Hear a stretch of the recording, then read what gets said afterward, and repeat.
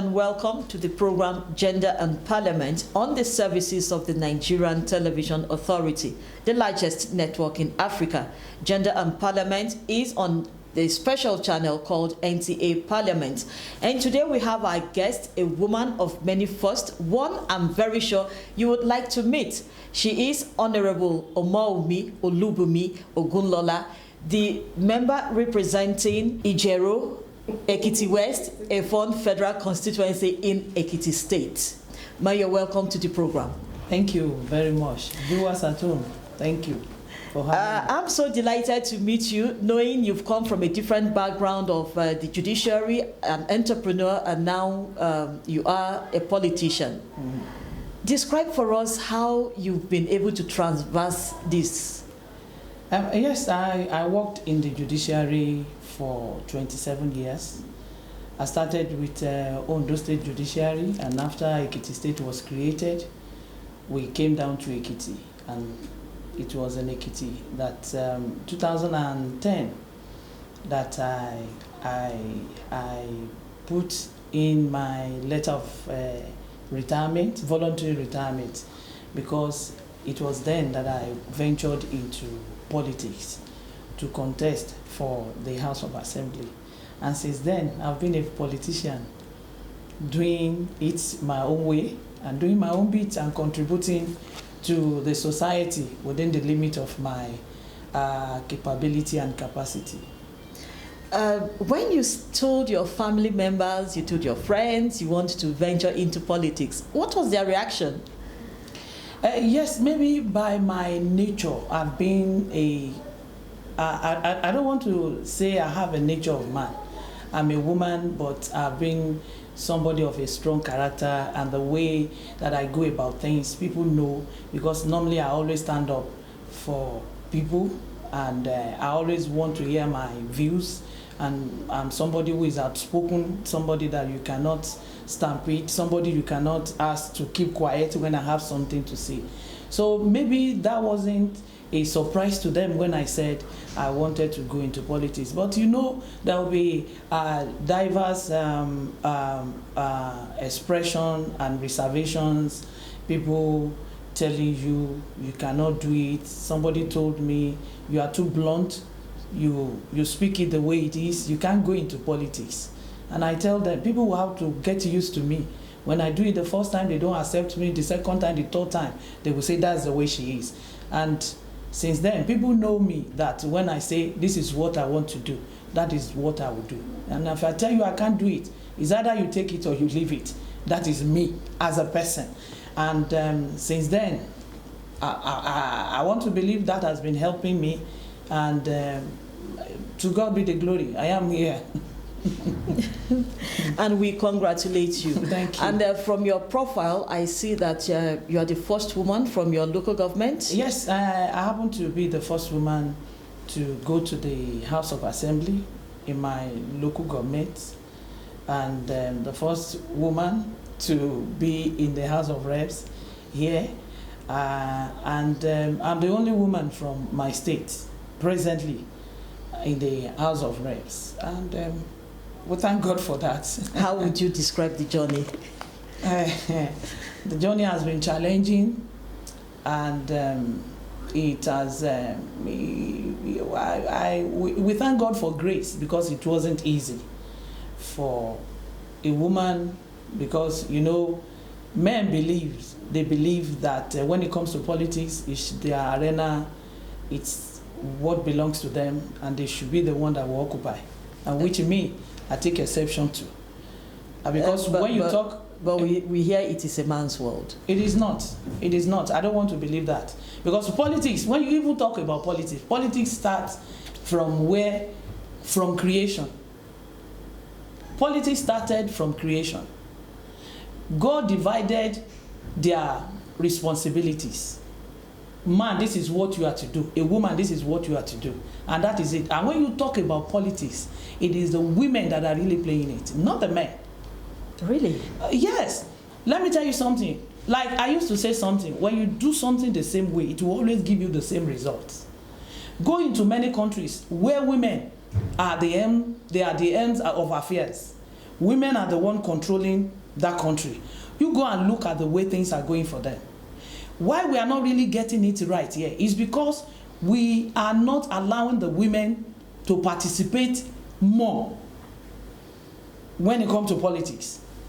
Men want to take it, they believe that is their word. They want to dominate it, and they are dominating it. And that is the problem we have in this country.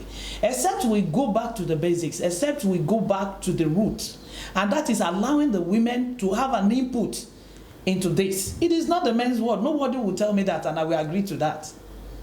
If I am in a position, I know I can do it. I know my capabilities. I know some things that I can do that men will not do it.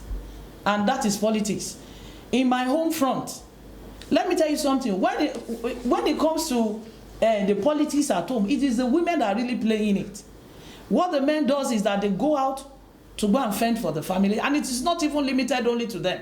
Women also are also doing it. So what makes man to occupy the political terrain? What makes them? Because what a man is doing, a woman is doing, even more better.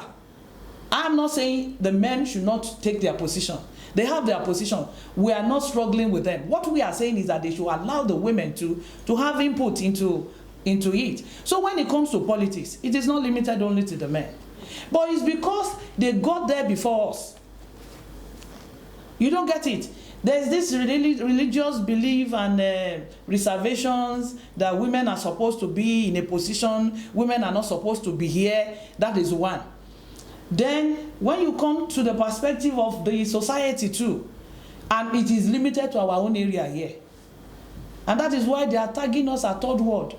It is because we are not really doing it the way we are supposed to do it. Some people, they have gotten to the place where they are supposed to be, and that is why they call them developed world. They allow their women to express themselves and to take positions of where they are supposed to be. What are the men doing that women does not do, they cannot do? They go to school, we go to school. A man is a lawyer, I'm a lawyer. So what are we saying? You are a doctor, we have many women that are there already. So what are we saying? So as far as I'm concerned, it is not the word of the women. It is the perspective. You see, let me tell you something. Women are what men are calling them. It is the men that gives us title. Women are supposed to be in the kitchen. Women are supposed to be in the inner room. Women are supposed, it is the men. That is the title they have given to the women. And yet we agree, we succumb to that, and we are carrying that all about. We should not be. I believe women should stand on their own and be able to be, they should be expressive. Speak out your mind. Nobody will speak for you, and that is it. Don't let me go. Let's not limit it. So you talk about women being able to do things that men do, and that politics started from creation. Yes. And all. So to you, politics is about taking responsibility. Yes. Okay. So now, having taken this position of responsibility right from the local, do I call it the grassroots, from the states, and now you are at the Federal House of Representatives. Yeah. How do you see these two? Well, it is still the same thing, but this is a bigger platform. We started from a platform which was the states, and now I'm here presently at the National Assembly. But everything starts from back from home, and which is the grassroots. It is the people that determines it. After all, when you talk about democracy, it is by the people. People determines it. People are the center of everything. So the determinant factor is the people, and it starts from them. And it's just that now I have a bigger constituency. And then I was only handling Ijero local government or Ijero constituency, but now I have 3 local governments, which is Ijero, Ekiti West, and Efualai. I have 33 wards. And I have 28 towns, and that is it. The only difference is that it's a bigger and a larger platform. It is still the same people you are dealing with. It is still the same way, but it's just that you enlarge, or you try and maybe make your horizon to be in a bigger and a better form. So how do you manage this large platform that you have now? Well, let me tell you something. It has not really been easy to manage people. Even to manage one is not easy. Talk less of managing people. And more so when you now give consideration to the way people see people that are holding political positions. They believe, as I am here, I'm picking money. And there is a kind of well, or maybe there is a room that money, they have money full there, and I'm just picking it from there. And you find out that every day the demands are so much. And if care is not taken, they take you away from your focus. You will lose focus because of the distractions, because of many demands. You don't get it. You can imagine somebody telling me his clinic got burnt, his pharmacy shop got burnt, his mother is on a wheelchair, and I should set him up again. How do I do that? What do I collect here that I will have to do that? And it is not limited only to one. In a day, you might have 10, 20 people asking for many things from you. And so that is one thing that is wrong with us in this nation. The way we perceive things is different from the other, I don't know, maybe African settings. Let me say Africa. Because it is not there in the developed world. You don't see people approaching, except that you want to do something that will be to the generality of the people. That will be beneficial to them. That is what politics is all about. That because it is the legislative arm of government, I am supposed to be here to defend the rights of my people. I am not supposed to execute or implement anything. It is the executives that will do that. But there is no understanding. And that is where I feel that people that are saddled with the responsibilities of orientating the people should be up and doing in that area. Let them know that the legislative arm of government is supposed to make law, to be a kind of to create environment for the executive to thrive, to do what they are supposed to do. We are supposed to be pillar. We're only the determinant factor for democracy, and that is it. We don't see money. But you see, there are many things that goes into this, and this is very challenging for me as a woman. There was a time I was saying, as in because I'm somebody that I will not switch off my phone. My phone is always on. Even in the night, they will call you 2 a.m. You can imagine. Because you are representing people, you should not sleep. And they don't even believe, they believe you have extra lives. That is, maybe you have like 10 lives. So you should be able, when you finish with one battery, you bring in another one and start using it until you exhaust it. And we should not be. So, and it's very challenging. It's very, very challenging. Because before you think about many things, I also have my own part that I have to take responsibility on. And you see there are many things that are calling for attention. Well, to me, there is a Yoruba adage that says you cannot be in the midst of the water or river and you say you are cold. The point is, I am already there. There is no how I can say, okay, now I want to go back. I don't want to do it again. I'm only praying for grace, and that God should grant me the grace to be able to see it through, to see me through, and finish well, and be able to contribute my own quota. And if God says, I still have to go ahead, I'll go. And if he says no, I'll stay put. It's not a do or die affair. You are a lawyer by training. Yeah. And now you are a politician. Those two do not, to me, like go together. And now you serve as the vice chairman of the FCT Judiciary. How do you manage this role? Well, when it comes to law, we know law defends the rights of the people. And as a legislator, I'm supposed to defend also the right of the people. So it is a square peg is a round peg in a round hole. It fits. It's the same thing, because we are supposed to make law, and I'm a lawyer. So in another word, I've not missed it at all. I'm still on the same route, and that is it. Like I said, a lawyer is supposed to know what the law says, and you want to defend that law. Where we make law, we make laws, and it means there is a handshake already between being a lawyer and a legislator. It is still the same rule. Then the FCT judiciary, like I said when we started this program, that I've worked in the judiciary for 27 years, and so I know, and you know, the judiciary normally interprets the law, so it is still the same thing. We're just it's like maybe there are many routes to your destination, and it is the same route. When you give consideration to the legislator, you give consideration to the judiciary, and as a lawyer, it is still the same thing. It is still the same thing. It's just in a better form, and thank God I've been able to. I'm coping. And we thank God you are coping. Let's go back to the issue of women and participation in politics and governance generally. Now, you've said there are a lot of impediments. How do we change this narrative? We can achieve things by, it will have to start from somewhere. Except we take up the challenges and then we try and address it. We should stop just talking and not taking actions. Because that's one thing I found out in our society. We like to set up panel, committees, and all that, and the outcome of it, nothing comes out of it. As soon as they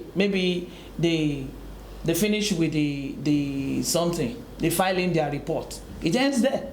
No action is taken.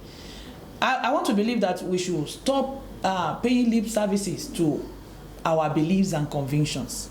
It is high time that we rise to the challenges that we have. Women, and that is why the men are riding the women. It is because we can't get our home. We can't get it right. We tend to, when a woman wants to do something, it is the fellow women that will want to pull such a woman down. We should not be. Though we have some people that doesn't believe it, that it is the men that are causing it. But to me, let me tell you something. Anybody can want to pull me down. If I should succumb to that, it means I'm already cooperating with that person, and that is it. So to me, I want to believe that the women, we need to talk to ourselves. For those that are there, we shouldn't leave those that are behind. We shouldn't leave them there. There is need for us to carry them along. Mentoring is part of it. And let us change the perspective of the people about women. Maybe we should start from the women first. I see we have some men that believe so much in the women too. It's not as if it's limited only to. We have some men that are really fighting for the rights of the women. But the point is, it is me that will have to first do what I needed to do before help will come. And that is the problem we have. And takes me to my next question, which is the support base. Which is your strongest support base, the men or the women? The men. I must tell you. We are talking truthfully here. Yes. The men. I just told you. When a woman wants to do something, it is fellow women or woman that will say, "Boo, she's so arrogant." You try and pick holes, try and pick quarrels. It's not as if men don't see themselves well. They see themselves. They have misunderstanding. But the point is, they can still accommodate themselves. They can still tolerate themselves, and they don't even speak to it in the open. It is the women. You pass by a woman, she looks at you, you see, and that is it. And because men, they see that women, we don't really love ourselves. They exploit that because they need to use us. We have the majority of we have the population which is above that of men, but the point is we are not making good use of that. Because we don't want another woman. A woman does not want another woman to be there before her. And you find out that maybe some of them or most of them, they cannot get there because they don't have what it takes. But instead of them to come together and cooperate with that person and give that person the support needed for the person to get there, after all, it will be beneficial to them. They will say no. So because they cannot get there, they don't want any other person. So they will prefer a man to get there. We should not be. We shouldn't be. See, I've been a victim of that. I've been a victim of women. As in, I don't have to go into that. But so the point how did you manage it? How did you manage it? How did you overcome it to emerge to be where you are today? Well, politics is about lobbying. Politics is about appealing to people, trying to speak to people, and you see, the point is when you need something for somebody, you cannot prove that you have a right. You want to come down to the level of that person. It's not so. They've said I am like this. It's not so. Look at me. I am not like that, and that is it. And then you see, when it comes to the determinant factor of somebody who is contesting, it is not limited only to the women. We also have the men too. So we need the cooperation of everybody. But the point is, to me, I believe that I should feel comfortable with my women, how it should be, because I'm a woman like them. But the point is, it is not so. We're just praying that things will change. That's just it. Because that is the situation in the country. Some people will say it's not so, but that is it. That's the reality. Because I'm also a player when it comes to that. Women, they don't always want to stay with the women, and God will help us. Okay, but then time now to take a break on the program Gender and Parliament. We'll be back shortly.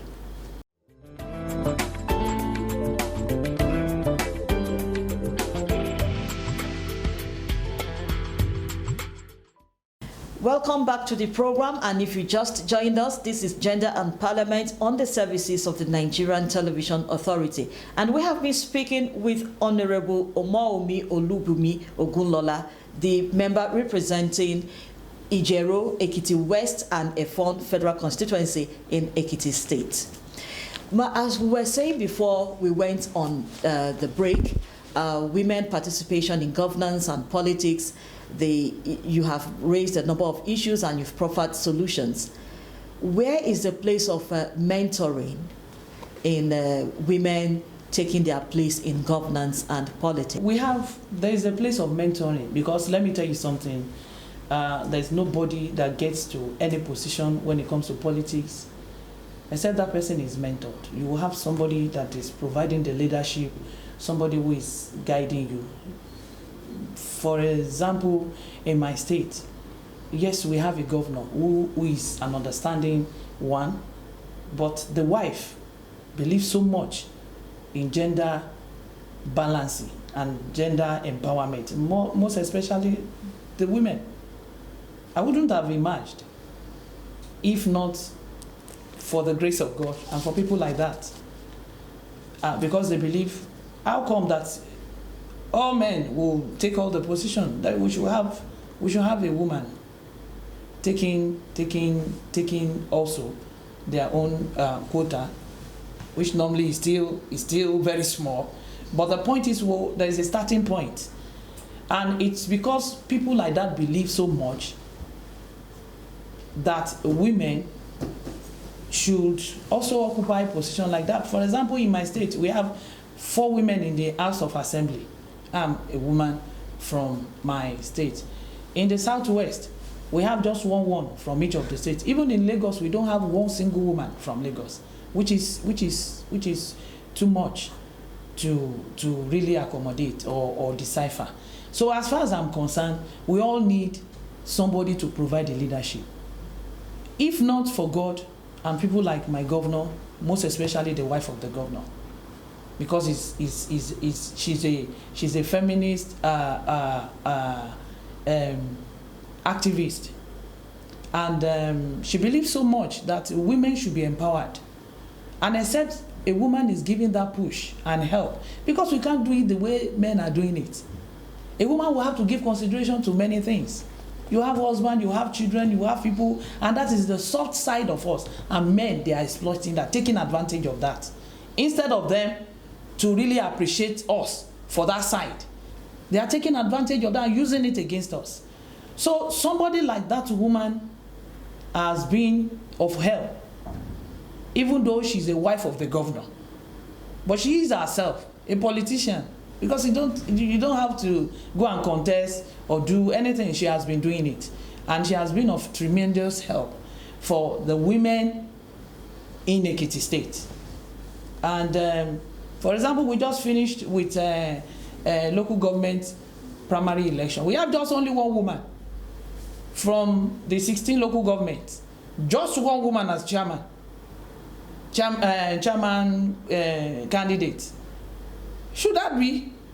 God created them from the beginning one-on-one.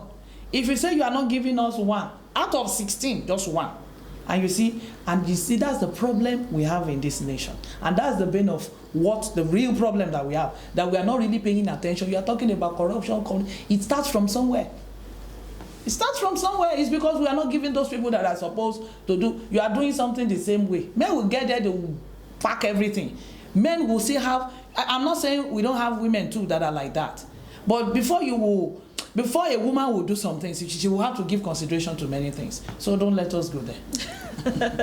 Okay, now let's talk about some other things you've been into. You've been an entrepreneur, and how has that helped you to hold the position you have now? Well, it means I should be able to manage money well. I should be prudent, and be able to place my priorities right. And it has helped me a lot, because I know some things that are beneficial, some things that I feel that are essential, some things that I feel I should do at the time that I'm supposed to do it, and there are some things that should wait. So I should be able to prioritize anything that I want to do. So that has also helped me, because you see, it's an experience too that I have to go into what I am doing, because whatever attainment that you have, whatever experience that you have ever had, you have to apply it to anything that you are doing. So I've been able to apply that too. I'm into some things, and we should be mindful, like I said earlier on, women were good managers. Women can manage well. When a woman, a good woman, because we have many women, a good woman should be able to manage and be able to do what is needful, what is important for that. But we should also be mindful of the fact that you cannot please everybody. And that is it. I'm very conscious of that. And so I do things that I'm so sure of, that I have conviction to do. And that is me. I do it. I won't do it because people are telling me to do it. I don't even do things because people tell me to do it. I will do it based on my conviction, based on my capability and the capacity that I have to carry it out. And that is it. I leave the rest for people to judge. After all, people must speak. Now you're described as the voice of the voiceless. Yeah. And that speaks that you are accepted at your area where you come from, and you are seen as someone who stands for those who are vulnerable. As a federal legislator, what is the agenda of your people that you are putting before the Federal Legislative House that will impact their lives? We should be mindful of the fact that we are to make laws. And the laws that we make should affect the people positively. And that is one. For example, where I came from, I had two laws to my name, and which is for the provision and the protection of people living with disabilities. I am passionate about that. That is one. Then the other one has to do with funerals, how we need to take care of the dead, and the provision of maybe space for where we can have our dead ones buried. Okay. That is that. I am here, like I said earlier on, that we are supposed to make laws for the people and to affect them positively. For example, in my constituency, I know that is a very difficult task. We're just praying, and we just got here.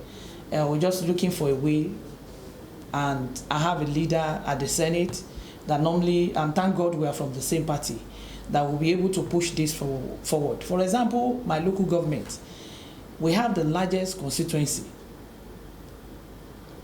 and it was 3 in the time past.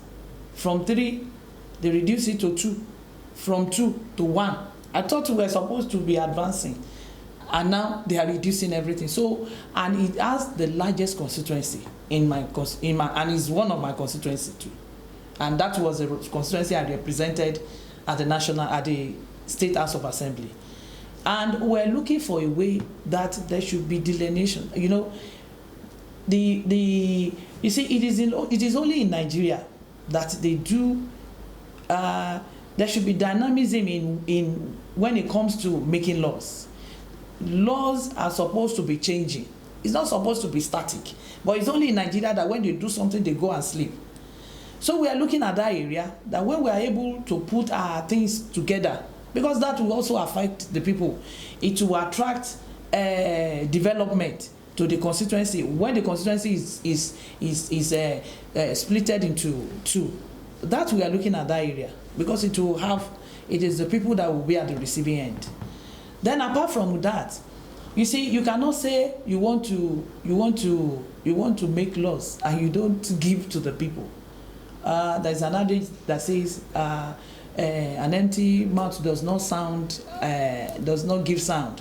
So you will have to, it means something must be inside before you can be, yes. So what I'm saying is that I have programs which will be empowerment programs, most especially for the youth. The youth nowadays, they are vulnerable, and that is why you find out that there are many, because they are idle, they are not doing things, and because of that they go into many things that affect, that will in return be against the society. And so because of that, I have program before the end of the year. I'm going to do some programs that will affect the youth, the people with disabilities, and also the women. I am not saying the men will be left out, but that is first of all my area of concentration, in which I will have to, maybe in my own little way, because I don't have much, in my own little way, I'll have to do what is needful for them. In the course of your political journey, someone must have stood as your guiding light. Can you share with us who these personalities are that inspire you, that make you want to do more and get better? Like I said, for example, the wife of the governor. And let me tell you something, this position she was of a very great help to me. And she's somebody who is passionate about empowerment of the women, that women will have to stand up for themselves. And I know you must have had, you know her, Erelu Fayemi. She's a woman. We have 2 for 1 in Ekiti State, the husband being the governor and the wife of the governor. The husband is doing his own bit, and the wife also is really bringing the women together. And when she says, okay, this woman, she puts her feet down, that, okay, let women too take positions. And when we have, and because of that, because you see, politics is about touching, and the purpose of living is even about touching lives and making people feel comfortable in their skin. It's not because you are occupying a position you want to oppress, and you don't want people to feel as in she's somebody that makes you feel good about yourself. And because of that, I see her as a mentor. You don't get it. Yes, I have leaders at home. I have leaders that are of age, elderly men that helped me in the course of my political life. and which I also look up to. But I want to limit myself to this, my environment. If I have to go outside, those ones are outside, because what is obtainable there does not applicate. It's not obtainable here. We are of different, the way we do things differs. But that's somebody that I feel I can look up to. She has not contested. It is her husband that is occupying a position, and yet she's more of a politician. I'm telling you, she is, and she has been of tremendous help. So when you are not politicking, what do you do?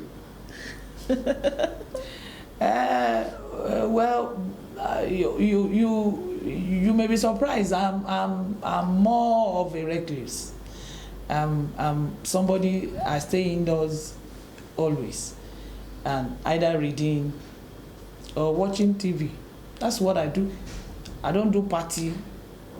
Apart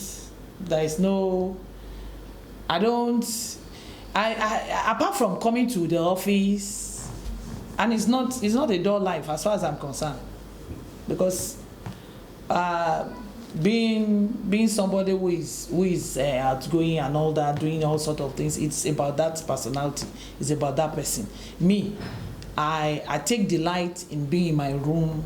I can be in my room for a week and not going out, and that's me. I'm more of an introvert than being.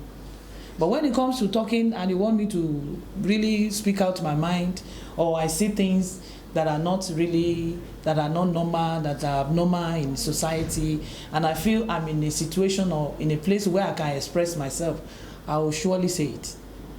I will tell it the way it is. You might say it's not so.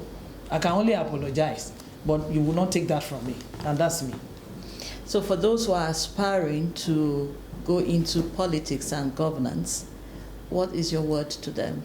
The younger ones, yes. And coming up. Yes. Yes. You see, to me, I believe you have to be deliberate about it. Because there are many situations, there are many things around that will discourage you. And if you tend to be looking at the discouragement, you won't move.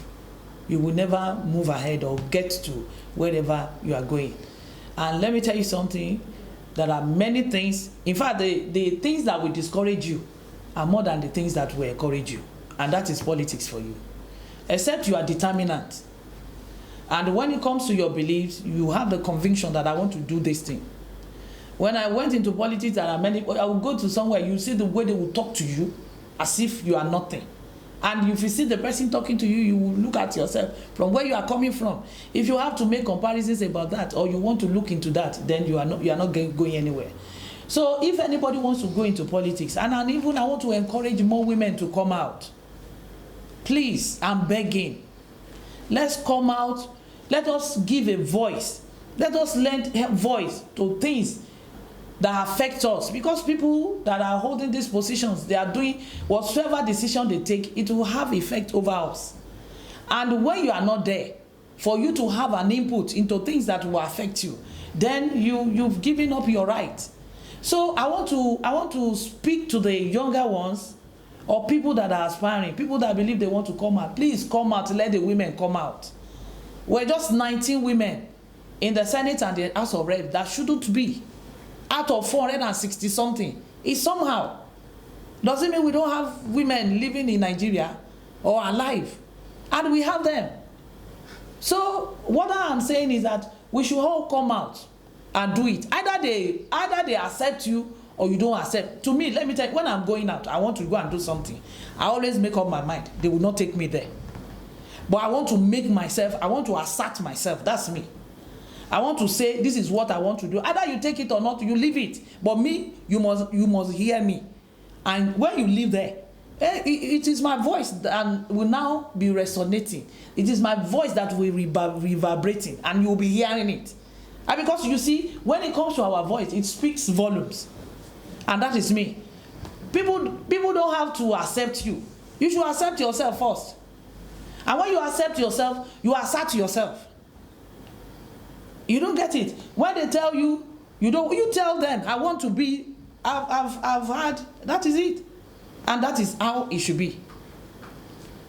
let them be deliberate about what they want. They should have the conviction and go after it. It doesn't have to, yes, money is into it. But when you get there, when people see you, people can say, okay, this is this person. We have some people that will say, okay, we want to support this person. It doesn't have to be money. When you are there, you register yourself. Then the money comes by the grace of God. And some people are there that you can reach out to, either in their own little way that they will contribute. God helping us, we will get there. At least the women, that's the women I'm talking about. The men are already there. We will get there. We will get there. Thank you so much, Honorable, for coming on the program, Gender and Parliament. Thank you very much. And we do hope you oblige us your time when we come calling again. By the grace of God. Thank you. Well, that is the close of the program this week, Gender and Parliament on NTA Parliament, on the services of the Nigerian Television Authority. Like I always say, the largest network in Africa. I am Vivian Itekwefo. Many thanks for your time.